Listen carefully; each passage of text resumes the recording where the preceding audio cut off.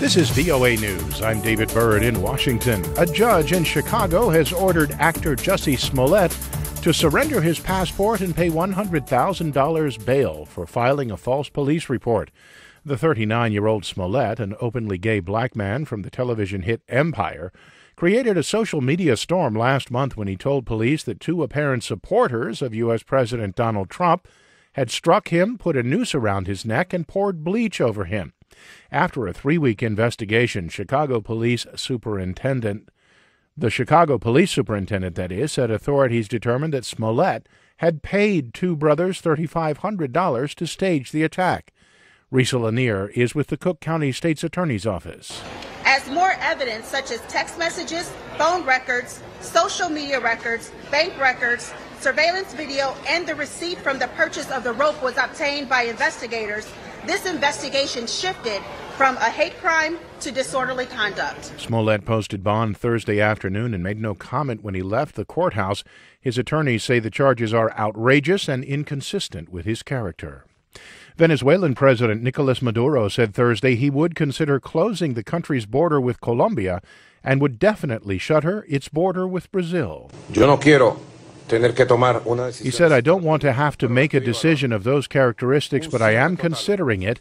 A total closure of the border with Colombia, I am considering it." Maduro made the announcement in a televised interview shortly after a caravan of Venezuelan opposition leaders, led by National Assembly President Juan Guaido, departed for the Venezuela-Colombia border to receive humanitarian aid for needy citizens over the objections of Maduro. For more on these stories and the rest of the day's news, visit voanews.com. This is VOA News. A U.S. Coast Guard officer has been ordered held without bail on drug and gun charges, while prosecutors gather evidence to support more serious charges involving what they portrayed as a domestic terror plot. Lieutenant Christopher Paul Hassan, was arrested last week. Police found several weapons, steroids, and several thousand rounds of ammunition in his apartment.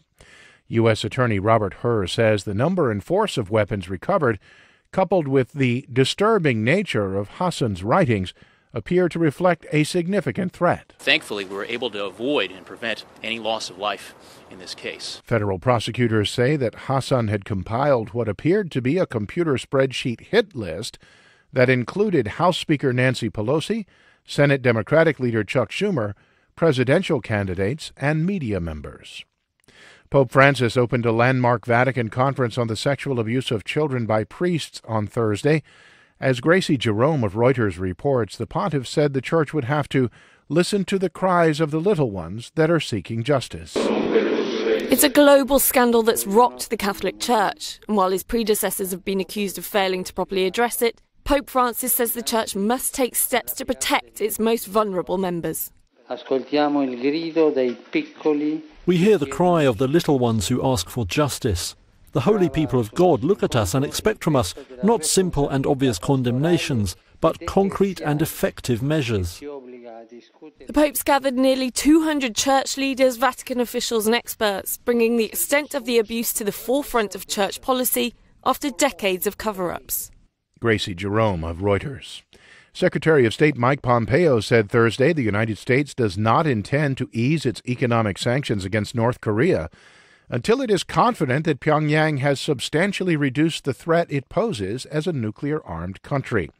Speaking on NBC's Today Show, the top U.S. diplomat said the American people should know we have the toughest economic sanctions that have ever been placed on North Korea, and we won't release that pressure until such time as we're confident we've substantially reduced the risk. His comments came a week ahead of President Donald Trump's second summit with North Korean leader Kim Jong-un in Hanoi. A federal judge overseeing the criminal case of President Trump's former political advisor Roger Stone has tightened a gag order against him and threatened Stone with jail if he violates it. Judge Amy Berman Jackson stopped short of revoking Stone's bail, but ordered him not to speak publicly about the case related to the investigation of Russian election interference, address it on social media, or comment on it directly or indirectly through surrogates. For more, visit our website. I'm David Byrd, VOA News.